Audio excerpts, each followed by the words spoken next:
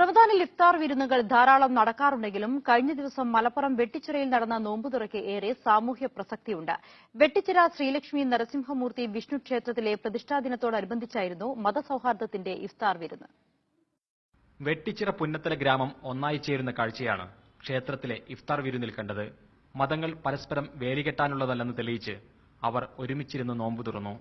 ഇപ്പോൾ ബീഫൊക്കെ നിരോധിച്ച് നാട്ടിലാകെ വർഗീയ ചേരി ഉണ്ടാക്കാൻ ഒരു ഗവൺമെന്റ് തന്നെ ശ്രമിക്കുന്ന ഈ സാഹചര്യത്തിൽ പ്രത്യേകിച്ചും ഇത്തരത്തിൽ ജാതിക്കും മതത്തിനും ഒക്കെ അതീതമായി ഒരു അമ്പല കമ്മിറ്റിയുടെ പ്രതിഷ്ഠാ ദിനാഘോഷത്തിന്റെ ഭാഗമായി ഇത്തരത്തിലുള്ള ഒരു സമൂഹ നോമ്പുതുറ നടത്തുന്നത് തീർച്ചയായിട്ടും നമ്മുടെ ഈ സമൂഹത്തിന്, ഈ രാജ്യത്തിന്റെ മതനിരപേക്ഷ മൂല്യങ്ങൾ ഉയർത്തിപ്പിടിക്കുന്ന സമൂഹത്തിന് ഒരു മാതൃക തന്നെയാണ്.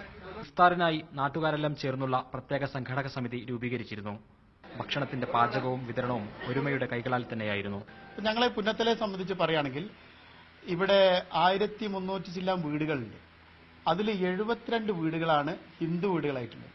അപ്പോൾ അവരുടെ ഒരു ആഘോഷം, ഒരു പരിപാടിയിൽ ഇവിടെയുള്ള ഭൂരിപക്ഷം മുസ്ലിങ്ങൾ സഹകരിക്കണം. അല്ലെങ്കിൽ മതമുള്ളവരും ഇല്ലാത്തവരൊക്കെ ഉണ്ടാവും, പല കാഴ്ചപ്പാടുകളുണ്ട്.